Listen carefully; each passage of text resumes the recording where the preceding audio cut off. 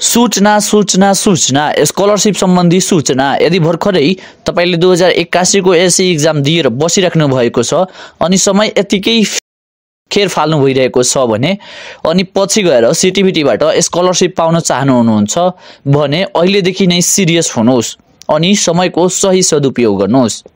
यदि पछि गएर तपाईहरु डिप्लोमा, पीसीएल वा प्री डिप्लोमाको कुनै पनि कोर्स गर्न चाहनुहुन्छ जस्तै कि HA, lab, nursing, pharmacy, medical क्षेत्रका कुनै पनि फ्याकल्टी वा civil engineering, computer engineering, electrical engineering, engineering क्षेत्रका कुनै पनि फ्याकल्टी वा एग्रिकल्चर वा भेटनरी जस्ता कुनै पनि फ्याकल्टी पढ्न चाहनुहुन्छ भने यो तपाईको लागि एकदमै स्वर्ण अवसर रहेको छ।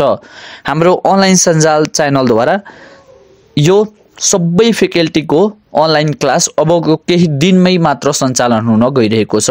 तसर्थ तपाई पनि हाम्रो यो प्रिपरेसन क्लासमा स्कलरशिप पाउन चाहनुहुन्छ भने हामी केही दिनमै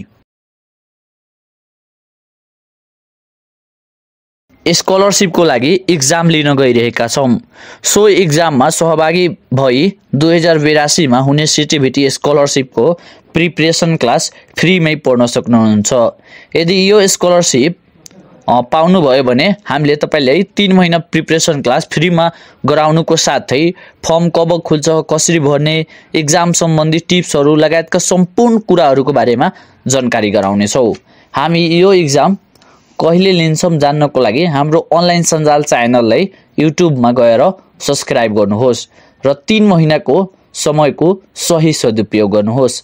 अन्त्यमा तपाई 2081 को एसई एक्जाम जुन अहिले दिनुभयो भर्खरै त्यो कस्तो बित्यो त अनि चाहिँ एसई एक्जाममा कुन ग्रेड ल्याउन सक्नुहुन्छ कमेन्ट बक्समा कमेन्ट गरेर जानु होला।